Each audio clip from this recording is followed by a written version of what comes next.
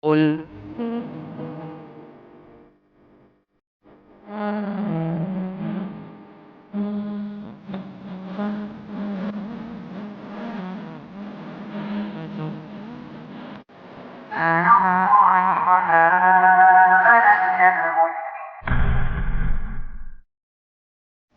Baik, sekarang keutamaan berselawat untuk Nabi Shallallahu Alaihi Wasallam. Kan masih bahas tadi, orang yang cinta Nabi itu tidak mesti dengan memperingati Maulid Nabi. Sekarang tentang masalah selawat gimana? Ya, tentang keutamaan selawat beliau singgung di sini. Biar bukan berarti orang yang tidak merayakan Maulid Nabi itu tidak berselawat pada Nabi, tetap berselawat juga. Namun tidak dikhususkan hanya pada malam Maulid. Ya, tidak dikhususkan hanya pada malam Maulid. Bebas waktunya. Dan ada waktu-waktu tertentu untuk bersolawat yang Nabi SAW itu anjurkan bagi kita untuk bersolawat. Sekarang kita lihat Allah berfirman.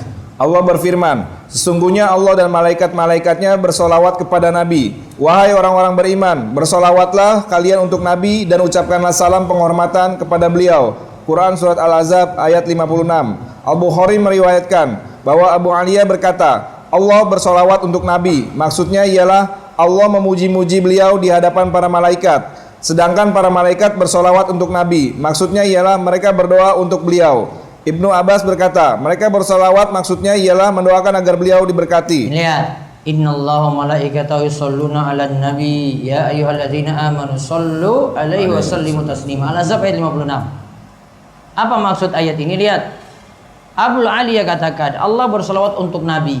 Maksudnya Allah memuji-muji Nabi sallallahu alaihi wasallam di hadapan para malaikat.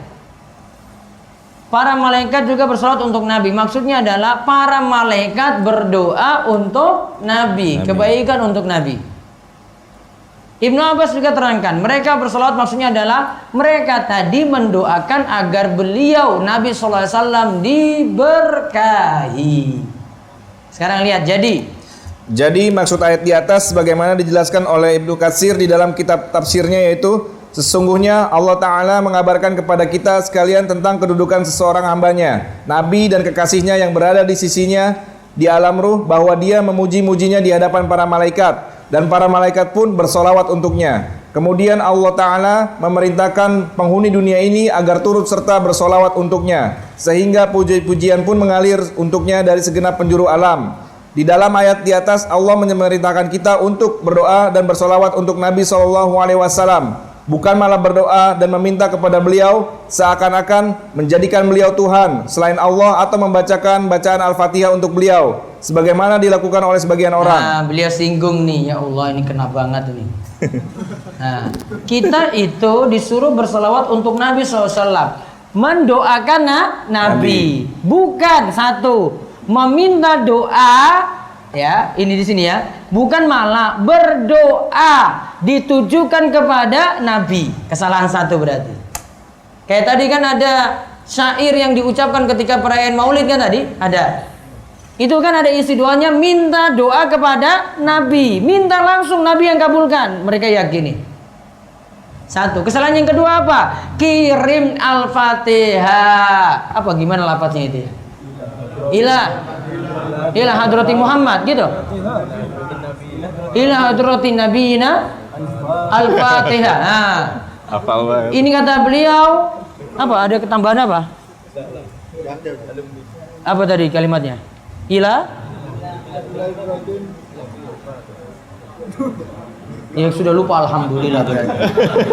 Ya, beliau katakan membacakan bacaan Al-Fatihah ya tadi itu ila hadrati Muhammad tadi. Untuk beliau itu juga tidak perlu. Kenapa? Tidak ada tuntunan, gampang sekali. Sahabat nggak pernah lakukan kayak gitu. Sahabat Abu Bakar kumpul, Umar kumpul, Utsman kumpul, Ali kumpul. Ayo kita semua kirim Al-Fatihah untuk Nabi. Pernah nggak dengar kayak gitu? Nggak ada. Maka nggak perlu. Apalagi menurut keyakinan ulama Syafi'iyah, kirim bacaan Al-Quran untuk orang mati itu nggak nyampe. Mazhab apa tadi? Syafi'i. Syafi'i itu ada di mana coba? Indonesia. Langgar nggak berarti? Melanggar. Lihat tafsir Ibnu Katsir sebutkan itu. Wa alaisa lil insani illa ma sa'a. Manusia tidaklah mendapatkan kecuali apa yang ia usahakan. Ibnu Katsir terangkan tentang ayat ini. Bahasanya kirim bacaan Al-Quran pada orang mati itu tidak sampai. Karena butuh dalil untuk nyampainya. Yang ada dalilnya apa? Sodako atas nama orang mati, nyampe. Doa ditujukan untuk doakan kebaikan untuknya, nyampe. Bayar utang puasa, lunas. Badal haji untuk dia, nyampe. Apalagi?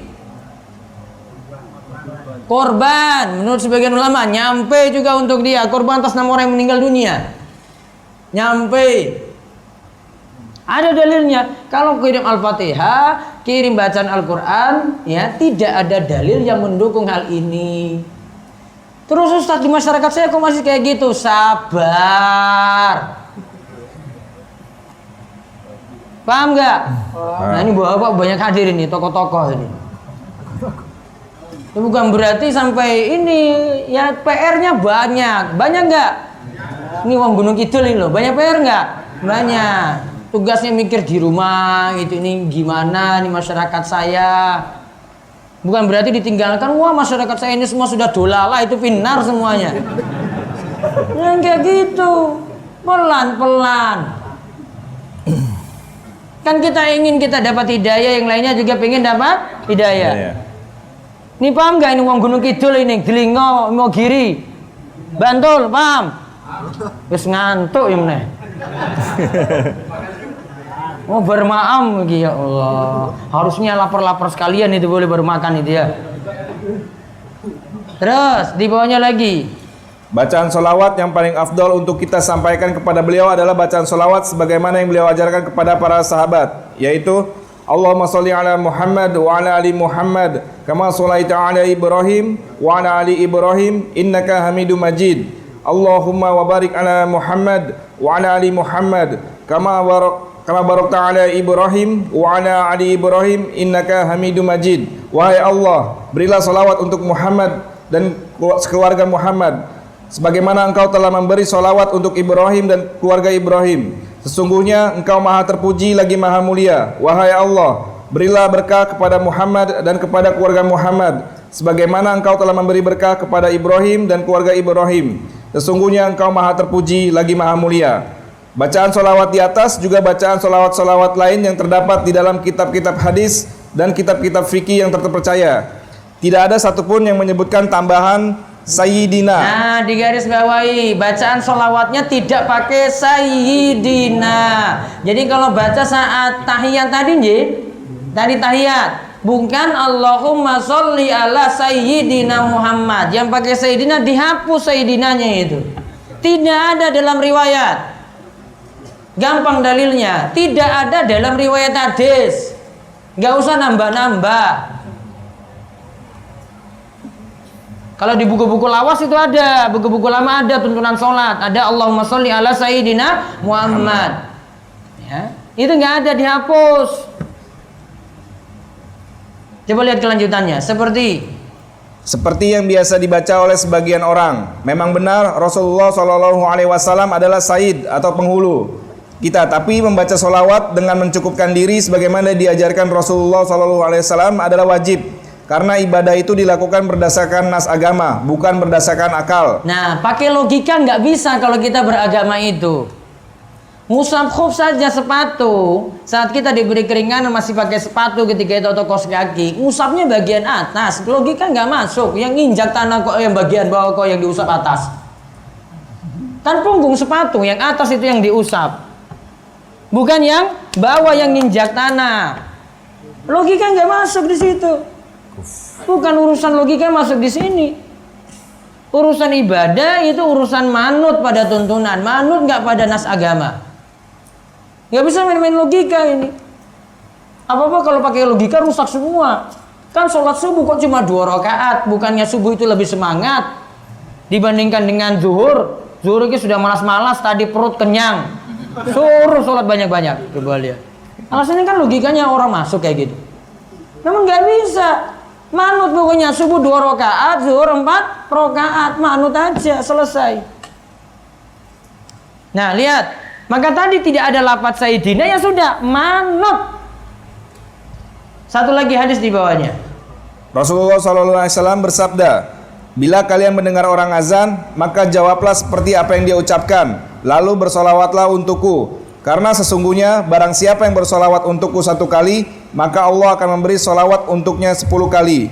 Kemudian mohonlah wasilah untukku, karena wasilah adalah merupakan tempat kedudukan di surga yang tidak pantas diberikan kepada siapapun kecuali kepada salah seorang hamba di antara hamba-hambanya. Dan aku berharap hamba yang akan mendapatkan wasilah itu adalah aku. Barang siapa memintakan wasilah untukku, maka dia berhak mendapatkan syafaatku. Berarti setelah azan kita berdoa, di antara faedahnya adalah mudah dapat syafaat Nabi nanti pada hari kiamat. Terus di bawahnya lagi. Doa memintakan wasilah seperti yang dijelaskan di dalam hadis di atas, yaitu diucapkan sudah azan atau sesudah mengucap sholawat untuk Nabi SAW, yang terkadang ditambah juga sholawat untuk Ibrahim. Itu dibaca secara pelan. Doa yang dimaksud bunyinya adalah, wahai Allah, Tuhan pemilik seruan azan dan sholat yang akan didirikan ini, berilah wasilah dan keutamaan untuk Muhammad, dan tempatkanlah dia di tempat yang terpuji sebagaimana yang telah engkau janjikan. Nah, ini doa ba'da adzan. Allahumma rabb hadhihi da'wati tammah wassalatil qa'imah ati Muhammadin wassilatul fadilah wa ba'atsu maqama mahmud alladzi wa'atta. Riwayat yang lain ada tambahan, namun sebagian ulama mendhaifkannya. Innaka la tukhliful mi'ad. Ada yang sahihkan, ada yang dhaifkan riwayat ini. Namun tadi lihat, ada kata Muhammad sama setelah azan ini juga tidak pakai sayyidina, bukan ati sayyidina Muhammad, bukan. Langsung saja ati Muhammad. Terus baca salawat. Membaca salawat untuk Nabi SAW ketika hendak berdoa juga dianjurkan. Hal ini berdasarkan sabda Rasulullah SAW. Setiap doa akan terhalang sebelum dibacakan salawat untuk Nabi. Hadis ini hasan diriwayatkan oleh Al-Baihaqi. Baik, kullu du'ain mahjubun hatta yusalla 'alan nabi. Setiap doa akan terhalang sebelum dibacakan sholawat untuk Nabi. Berarti di antara ada berdoa adalah baca sholawat. Maka yang kita lakukan puji Allah dulu, kemudian sholawat pada Nabi, baru kemudian masuk dalam isi doa. Misalnya muji Allah, alhamdulillahirabbil alamin, sholawat Allahumma sholli ala Muhammad, terus masuk isi doanya. Adab itu, adab ketika berdoa. Karena sini setiap doa mahjub, terhalang sampai ada yang bersalawat pada Nabi SAW. Berarti kita sudah dapat bukti bahwasannya orang yang setiap dengar azan dia baca doa itu sudah sholawat. Tadi ketika tahiyat juga sudah sholawat. Ini juga ketika mau mengawali doa juga sudah sholawat. Berarti sudah banyak sholawat belum kita kalau satu hari itu? Baru 3 aktivitas itu. Sudah belum? Sudah. Tanpa kita khususkan kumpul jam sekian sholawat bareng-bareng. Tanpa kumpul jam 9 malam sholawat bareng sampai jam 3 pagi. Paham ini? Para sahabat nggak lakukan kayak gitu. Umar dan yang lainnya, tolong kumpul sahabat yang lainnya kita sholawat pada Nabi SAW. Kumpul jam 9 malam ya, nanti sampai jam 3. Ada nggak kayak gitu riwayatnya? Pernah ketemu? Atau saya nggak pernah baca ini? Pernah ketemu nggak di riwayatnya? Nggak perlu kayak begitu. Kita dapati waktu tadi saja itu Masya Allah sholawatnya sudah banyak lah itu. Tahiyat tadi kan? Terus doa setelah azan, itu 5 kali itu doa setelah azan. Terus apa lagi tadi? Doa. Doa kita kan banyak tiap hari. Sudah banyak berarti. Terus berikutnya lagi.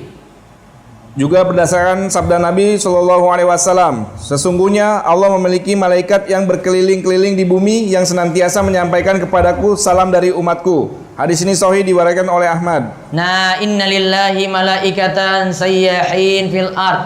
Allah itu memiliki malaikat yang keliling di muka bumi, yuballiguni an ummati salama. Dan nanti mereka para malaikat nyampaikan salam untukku dari umatku.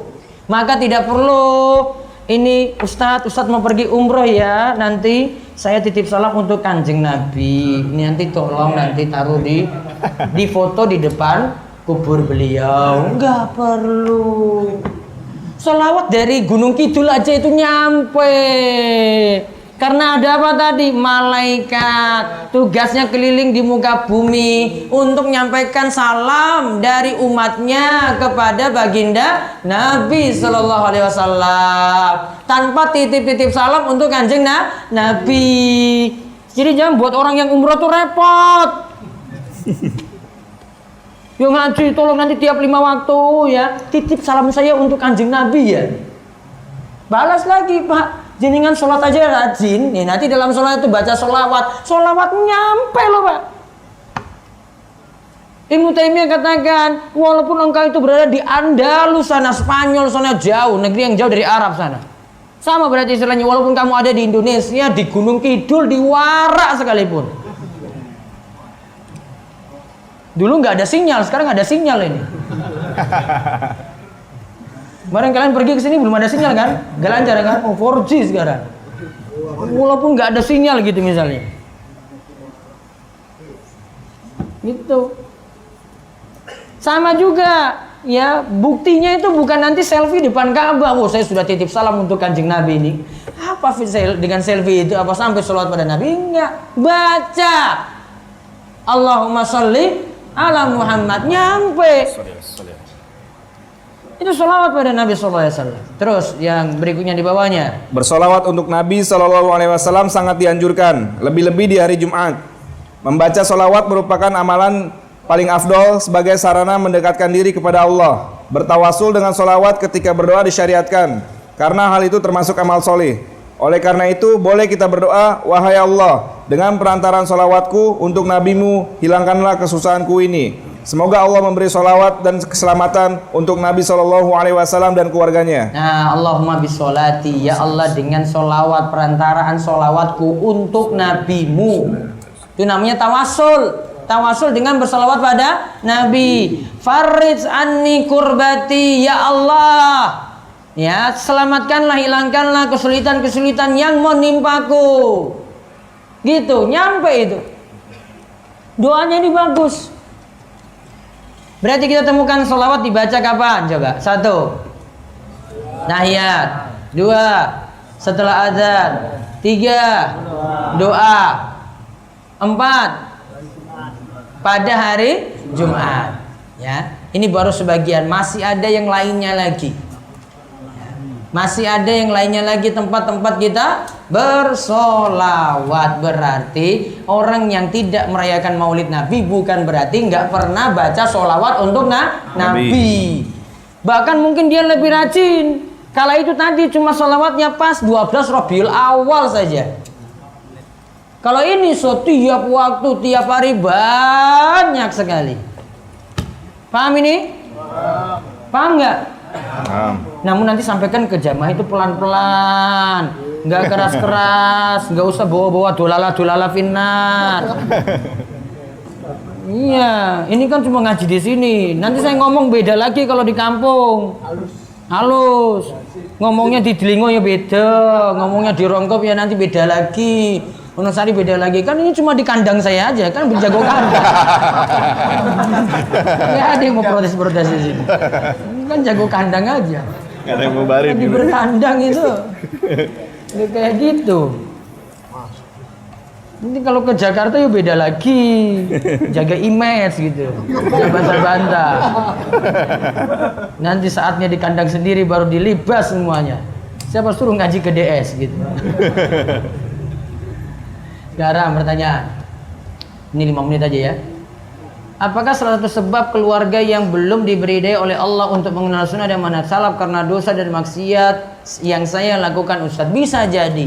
Semua pokoknya berawal dari koreksi diri sendiri. Setelah ini saya perbaiki diri, hijrah dengan baik, tobat dengan sempurna, baru kemudian perbaiki amalan. Setelah itu sudah masuk lagi pada hal-hal yang lainnya, dakwai pelan-pelan.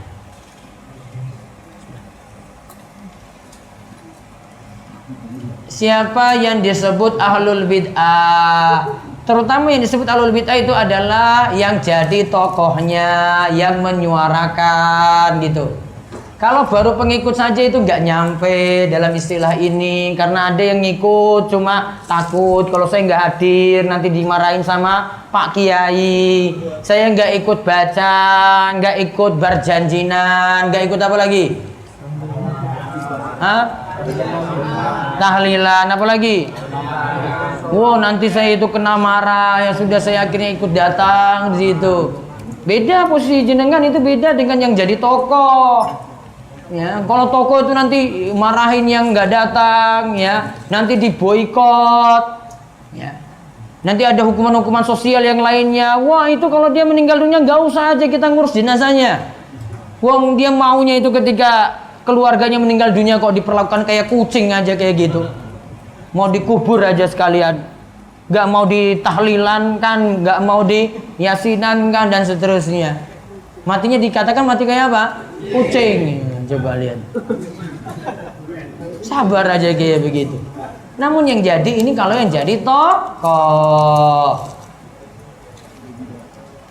Jika kita menzalimi orang kafir, lalu orang kafir itu berdoa, apa Allah akan kabulkan? Bisa jadi setiap orang yang doanya itu saat dia terzalimi, doanya bisa terkabul. Bukan lihat dari agamanya. Sama seperti orang itu dalam keadaan kepepet sekali, darurat sekali, minta berdoa pada Allah. Kayak tadi orang musyrik itu loh. Saat di tengah lautan apa tadi? Ketika ombak besar, berdoa pada Allah. Terkabul nggak? Selamat nggak? Selamat. Bukan karena dia itu benar, namun karena memang kondisi daruratnya Allah kabulkan. Jadi terkabulnya doa itu bukan jadi standar, baiknya iman belum tentu. Sampai batas apa kita boleh bergaul dengan pelaku bid'ah atau ahlul bid'ah, mengingat teman dan keluarga saya masuk dalam golongan, masuk dalam mengamalkan amalan bid'ah. Keluarga didakwahi, jangan dulu dibilang ahlul bid'ah waddolalah wanar, parah lagi. Sabar hadapi keluarga, jangan vonis dulu. Namun apa? Dakwahi. Waduh, gimana saya mikir keluarga saya dulu ya. Wah, istri saya kok ini cerewet banget ya, saya nasihati dia ketika pulang. Saya malah takut itu. Saya kan istri tadi kan. Iya, ikatan suami takut istri. Gimana ya istri saya itu kok ngel-ngelan ya? Sampai saya mau tinggal di DS saja kalau kayak gitu. 3 bulan tinggalnya. Lu sabar. Jangan dulu vonis. Pelan-pelan hadapinya. Masya Allah. Mantap. Nasihat. Bagaimana kiat untuk menjaga mahnat kita biar tidak bertercampur-campur? Karena lingkungan kami pemahamannya campur-campur. Perkuat ngajinya, perkuat lagi dalam masalah akidah. Akidahnya lebih didalami. Itu. Bagaimana hubungannya kesyirikan kok bisa menyebabkan peperangan? Bisa. Peperangan musibah.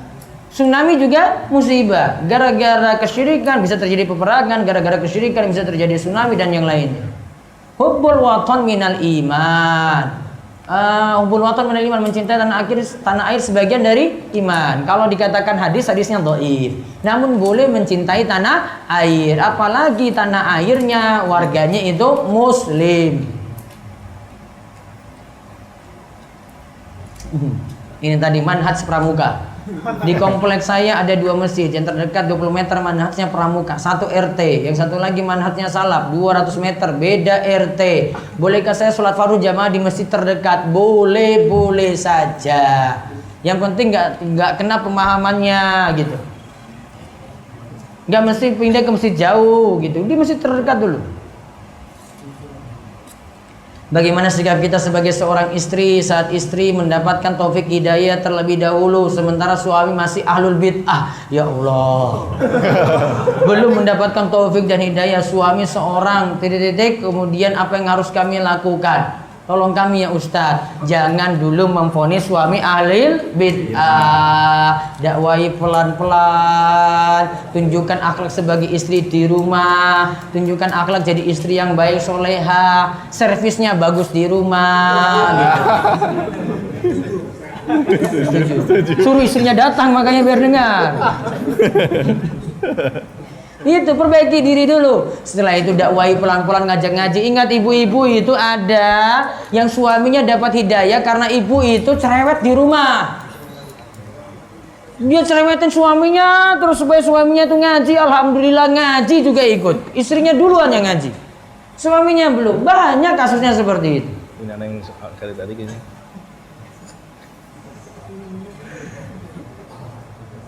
Punya anak juga kalau nggak salah berdua. Oh, ada ibu-ibu dari Surabaya yang masuk ICU ya? Yang kemarin siang masuk ICU rumah sakit di Kalimantan. Oh, ibunya peserta. Mudah-mudahan Allah segera angkat ujiannya. Berkaitan dengan kecintaan atau cara mencintai Allah dan Rasulnya, Ustadz, apakah sunnah memanjangkan jenggot termasuk juga yang tumbuh di pipi dan leher? Jenggot itu jenggot ini. Ini ada tulang di samping telinga, ya. Ini turun ke bawah sampai ini dagu. Ini kumis kan? Di bawah bibir ini apa namanya? Apa namanya? Bulu. Kumis dan ini berarti dan jenggot. Ini dan Kumis juga dan ditumbuhkan berarti. Itu istilah kamu. Ini dan namanya. Dari sini turun nih. Ini masuk. Nah, ini masuk. Dannya juga masuk. Gak tahu istilahnya apa kan, bilang aja dan itu. Apakah dibenarkan seperti membaca Al-Fatihah sebelum memulai kegiatan agar diberikan kelancaran dalam kegiatan atau berdoa bersama-sama dengan baca surat Al-Fatihah? Apa-apa nggak mesti diawali dengan Al-Fatihah atau ditutup dengan Al-Fatihah. Tidak seperti itu. Wallahu a'lam. Bagaimana dengan selawat dengan nada seperti lagu Tayo atau karo itu? Innalillahi wa inna ilaihi raji'un. Ya Allah, macam-macam ini model-model selawat ini.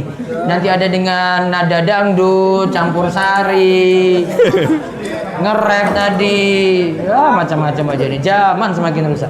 Nggak boleh. Jika di tempat kerja dilarang berjenggot hanya saat sebagai karyawan baru, namun setelah beberapa bulan dibebaskan berjenggot, bolehkah kita mencukur jenggot untuk hal ini? Ya Allah, gantilah pekerjaan orang ini dengan pekerjaan yang lebih baik. Wes niku mawon doane pokoknya mungkin terkabul. Umi Ana mungkin dulu masih percaya dengan jimat dan semacam sampai-sampai saat ini jimat itu pernah Ana temukan di lemari. Yang ingin Ana tanyakan, apakah dosa Umi Ana bisa terampuni sedangkan beliau sudah meninggal? Yang penting sekarang banyak-banyak doakan beliau. Mudah-mudahan itu karena ketidaktahuan beliau. Bolehkah memperingati Maulid Nabi dengan hanya mengadakan majelis membahas tentang Sirah Nabawi, tidak dengan ritual lainnya? Baiknya tidak diusulkan kayak gitu, namun ngaji Sirah Nabawiyah setiap pekan gitu. Ya, saya punya majelis di sini di Wonosari itu Sirah Nabawiyah juga, bukan setahun sekali, setiap pekan itu. Sudah sampai pada kisah ya masuk Islamnya Hamzah. Tadi malam dibahas. Apakah saya juga ikut berdosa apabila ikut membantu perbuatan bid'ah tahlilan oleh keluarga dengan dipaksa karena saya adalah anak bungsu yang belum mempunyai otoritas, namun saya mengingkari perbuatan tersebut. Antum jadi anak berat, apalagi belum bisa dakwai, orang tua nggak mau dengar. Ya. Maka saran saya dakwai pelan-pelan. Kalau memang terpaksa itu diadakan, maka jangan jadi pemain inti. Apa istilahnya kalau bola itu mungut-mungut bola, namanya apa? Anak bawang. Anak bawang.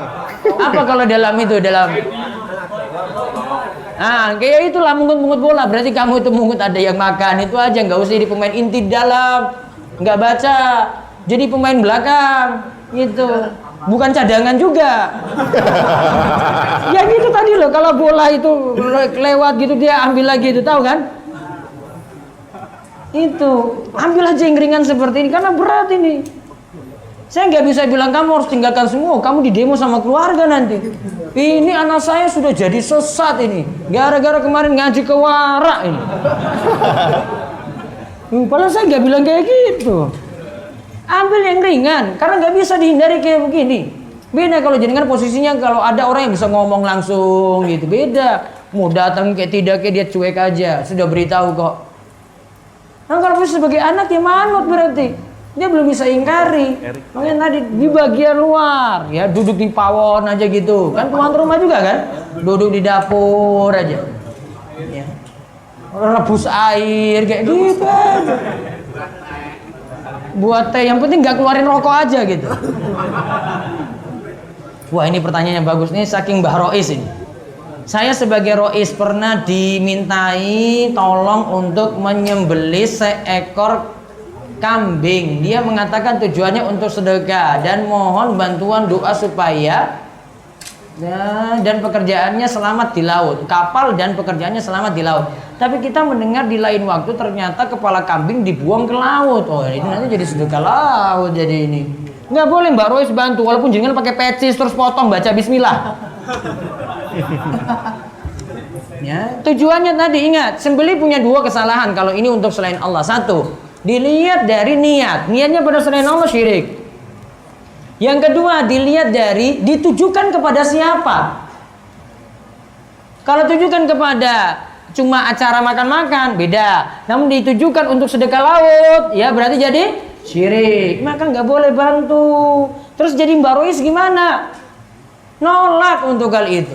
Dan sekaligus didik masyarakatnya biar paham. Ini Mbak Rois nggak mau. Nah, ini orang-orang luar nih tahu istilah Mbak Rois itu apa? Nggak tahu. Mbak Rois itu yang ngurus ya kegiatan-kegiatan masyarakat, yang mandikan jenazah, ngafani, itu namanya Mbak Rois. Sama dengan kaum kan? Nah, sini disebut Mbak Rois. Ini ada tokoh-tokoh Rois ini semuanya ini ada. Nah, yang sepuh-sepuh itu ada yang jadi Rois di sini. Itu tokoh penting itu. Itu sudah ngaji alhamdulillah. Ini mereka ubah itu pelan-pelan. Wah, dulu itu lebih rusak lagi. Ya kan sekarang sudah pelan-pelan tuh Mbak. Ya kan? Nah, itu Rois juga itu. Luar-luar tuh Rois-Rois semua itu pada ngaji, harus paham. Walaupun di demo warga itu. Ada. Kalau yang sepuh-sepuh itu Masya Allah itu. Tokoh-tokoh penting. Jadi kalau di DS itu menerima takmir itu belajar, itu pulang itu ngulang itu untuk warga itu loh lihat. Mereka ngisi kultum, khutbah Jumat itu lebih kena. Mereka pakai bahasa mereka masuk ke masyarakatnya sendiri. Kalau mau dakwah itu kayak gitu, tokoh-tokohnya dikumpulin. Ya. Apa disogok toh Mbak? Disogok apa? Hah? Disogok apa? Apa tuh? Kue apem. Rokok, sogok rokok. Kalau itu tokoh Muhammadiyah itu yang sini tuh. Dulu. Insyaallah. Apa PCM apa? Bagian apa Pak? Tablik. Kalau jenengan juga tak? Wakaf. Pak Nardi, Pak Nasir. Tablik kok. Hah? Tablik kan? Bukan jamaah tablik, bagian tablik kalau di ngomong. Beda. Orang khurus itu. Pintar ceramah itu. Mau ceramah sama beliau. Punya anak putri juga ya. Nah, mumpung itu ada ibu Birojodo di bawah itu yang putri-putri dikata ibu Birojodo itu nyetor itu. Mas nanti bisa hubungi saya lagi ya. Solusi. Demikian istirahat dulu ya. Ini setelah ini nggak ada acara. Kita juga nggak kasih fasilitas ke pantai. Antum mau bolak-balik di sini nggak mau bersihin lapangan kayak mau ngapain kayak terserah. Malam baru ada acara. Maghrib baru keluar makan malam. Terus habis isya kumpul ke lapangan untuk DS ceria. Adapun ada malam ini. Terus untuk kegiatan besok pagi mulai jam 5. Nanti bapak-bapak yang nggak nginap, kalau Gunung Kidul kan pulang aja kan, dicari istri nanti Pak, pulang aja nggak apa-apa. Nanti datang jam 5 kita terang loh, padang loh. Ya, jam 5 ngajinya sampai jam 7. Nanti kita siap-siap berangkat ke Rongkop ya untuk ngaji di sana sekalian piknik. Ya, dengan jamaah yang ada di sini, makanya nanti daftar dulu. Nanti sampai siang di pantai Wediombo. Makanya sekarang nggak boleh ke pantai dulu, istirahat dulu biar diforsir untuk besok. Besok mau jungkir balik, mau salto, mau terbang, terserah jenengan besok. Ya. Perpus nanti agak sore baru saya buka, insya Allah. Namun perpus nggak boleh nyentuh buku Arab. Ya, nyentuh buku Arab nanti kalian jadi sesat malam nanti itu, nggak paham. Kalau sudah paham nggak apa-apa, namun bukunya jangan disentuh dulu yang Arabnya itu. Saya bingung nanti kalau mau buka referensi, karena saya yang tahu letaknya sendiri. Ya sudah apa letaknya, kalau bukunya tercecer mana ini, bahasa Indonesia aja. Bahasa Indonesia atau buku teknik kimia itu aja baca di atas. Beratak mojo. Ya itu saja. Ibu-ibu nanti siap-siap ya 15 menit lagi kalau mau ikut ke pelayan di Masjid Besar Al-Huda, nanti ada bis yang sudah siap, namun daftar sesuai yang ikut nanti. Demikian kita tutup, kalian doa kafaratul majelis, monggo. Subhanakallahumma bihamdika asyhadu an la ilaha illa anta astaghfiruka wa atubu ilaik. Assalamualaikum warahmatullahi wabarakatuh.